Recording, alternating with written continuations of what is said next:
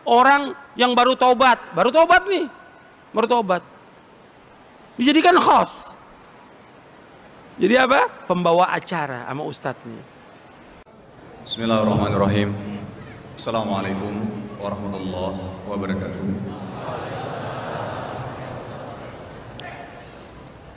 Alhamdulillah, salatu wassalamu ala rasulillah wa ala alihi wa sahbihi ajma'in.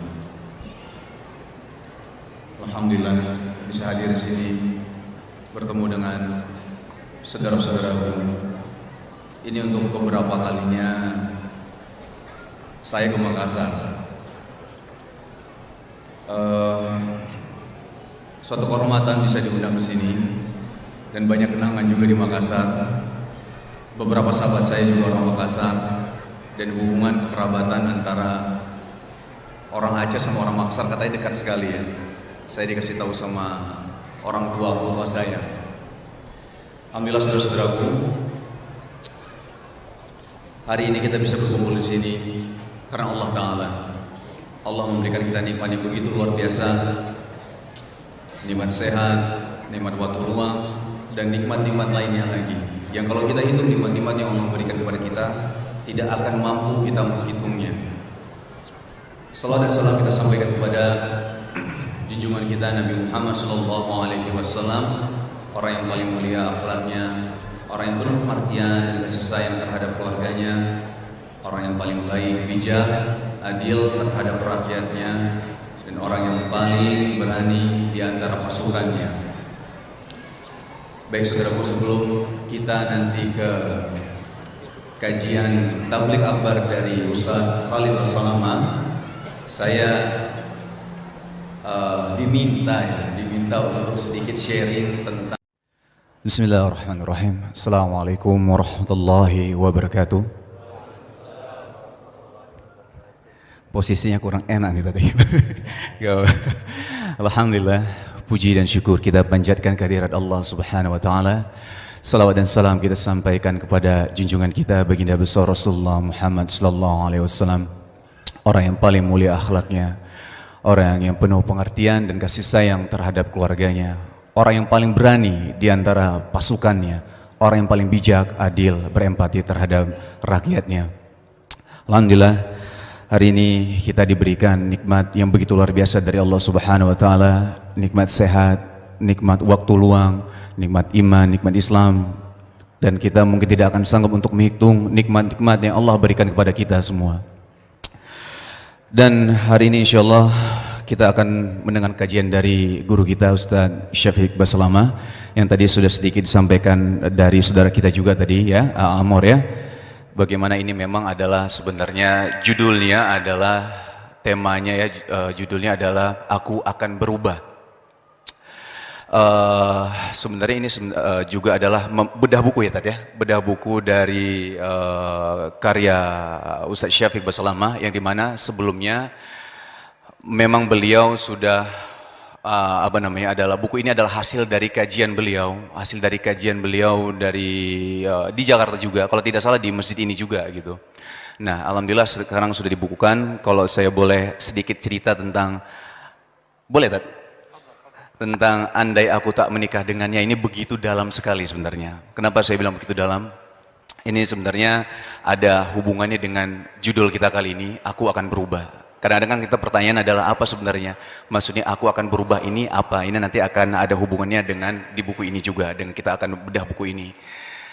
Saya juga awalnya pertama kali mendengar, awalnya bukan baca buku, tapi awalnya adalah ketika saya mendengar kajian beliau di YouTube ya, saya mendengarnya di YouTube, dan alhamdulillah dari situ akhirnya saya terbuka nih pikirannya. Pemirsa, ini benar-benar pembahasan yang sangat penting dan menarik sekali buat saya, karena terus terang saya baru tahu sekarang kalau yang namanya Al-Fatihah.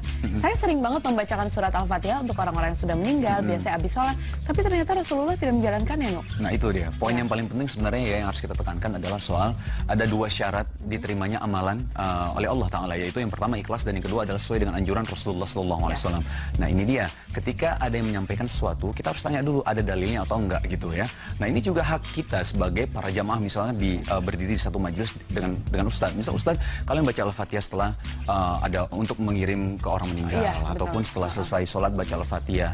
Nah, kita ada punya hak untuk bertanya kepada Ustadz, Afwan, kira-kira ada dalilnya untuk Dalilnya itu. apa? Nah, Iya, betul, balik lagi ini supaya kita menuntut ilmu, kan menuntut ilmu itu Iya, wajib ya, betul dan ini sekali. menjadikan kita sebagai seorang muslim dan muslimah yang semakin berilmu dan bertakwa kepada Allah Ta'ala. Betul sekali, jangan sampai ketika kita melakukan sesuatu dengan niat yang baik, tapi justru kita malah melakukan bid'ah. Itu kan Ini yang bodoh nggak tahu siapa nih, apa ustadznya apa hostnya yang bodoh ini. Mantan penyanyi, mantan pelawak, mantan ini, dia tobat, disuruh tobat belajar, bukan kemudian dia angkat suruh ceramah. Ini ustadznya yang bodoh kalau seperti ini. Ada nggak? Saya mau tanya Pak, ada nggak? Ada terjadi. Nggak boleh.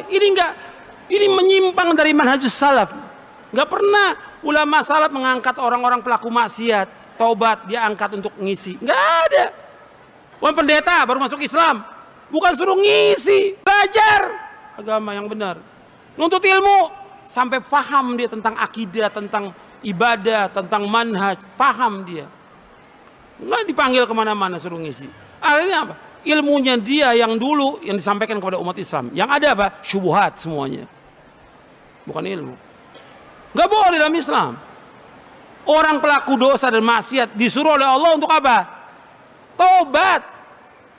Dan disembunyikan perbuatan dosanya. Bukan diceritakan. Si Ustadz bilang, coba deh antum tolong ceritakan masa lalu. Kok diceritakan? La haula wala quwata illa billah. Kan Nabi bersabda dalam hadis yang sahih riwayat Bukhari, kullu ummati mu'afan illa al-mujahirin. Setiap umatku akan dimaafkan dosanya kecuali yang menampakkan dosanya. Bagaimana menampakkan dosa? Malam dia berbuat dosa, sudah ditutup oleh Allah dosanya, pagi diceritakan. Ini masa lalu dia sudah tutup, jangan diceritakan kepada orang. Ini ustadznya bilang, tolong antum ceritakan. La haula. Gimana kalau dia pelacur? Suruh cerita. La haula wala quwwata illa billah. Allah musta'an. Ini kebodohan yang keterlaluan ini ya. Jahil murakkab. Bodohnya kuadrat. Nggak boleh orang berbuat maksiat disuruh cerita. Tutup. Dan kita juga nggak tahu apakah dia taubatnya bisa istiqomah terus atau dia balik lagi. Ada nggak yang udah taubat balik lagi? Ada nggak? Banyak. Nggak ada kita kebanggaan kepada mereka, nggak ada. Dan nggak ada jasa mereka untuk Islam, tidak ada. Siapapun dia orangnya. Apakah pelaku maksiat? Apakah orang kaya yang membantu dakwah ini? Nggak punya jasa. Yang punya jasa hanya Allah Subhanahu wa taala. Antum ingat itu? Allah abadikan dalam Al-Quran dalam surah Al-Hujurat. Yang punya jasa adalah Allah yang memberikan hidayah kepada mereka. Kita nggak punya jasa dan mereka nggak punya jasa untuk tegaknya agama ini. Yang punya jasa Allah yang meninggikan agama ini, bukan manusia. Anda ingat itu? Siapapun dia orang kaya membantu dakwah, dia nggak punya jasa. Kebaikan dia, bantuan dia untuk dakwah, untuk siapa? Untuk siapa? Untuk dia nanti di akhirat kalau dia ikhlas. Makanya nggak boleh orang membanggakan, oh saya berjasa. Nggak ada, Allah tegur dalam Al-Quran. Yamununa alaika naslamu, qul la tamunnu alai islamakum. Balilau yamunnu alaikum an hadakum lil Islam. Mereka berbangga bahwa kami punya jasa dengan Islam ini. Kata Allah, jangan berbangga. Allah yang punya jasa menunjuki kamu. Jadi ini jangan kemudian diangkat yang begini. Dan diceritakan lagi di Facebook. Ya, disebarkan la haula wala quwwata illa billah. Orang berbuat maksiat sembunyikan udah. Jangan dimunculkan dia. Meskipun tadinya dia muncul berbuat maksiat, udah antum belajar dulu, belajar udah. Antum ke pondok belajar minimal 5 tahun belajar. Udah, jangan cerita sama orang, jangan ini, belajar. Antum mau nggak selamat dunia akhirat? Antum mau masuk surga apa enggak? Ini kan nggak sabar, pengen muncul lagi. Dan si ustadznya juga membawa lagi. Kalau ceramah ada artisnya. Tanya kepada ustadznya, ustadz ini ustadz apa artis? Gitu. Ini udah keterlaluan ini, udah menyimpang dakwah ini, menyimpang. Ini juga pelanggaran yang harus diingatkan yang seperti ini. Jadi ilmu ini penting. Ilmu bukan hanya tentang ngerti Quran, sunnah, bahasa Arab, bukan, tapi juga tentang dakwah ini harus tahu dia. Harus tahu. Sampai sini paham atau tidak ini? Paham ya? Ini saya cerita nyata loh ini. Bukan dongeng. Nyata ini.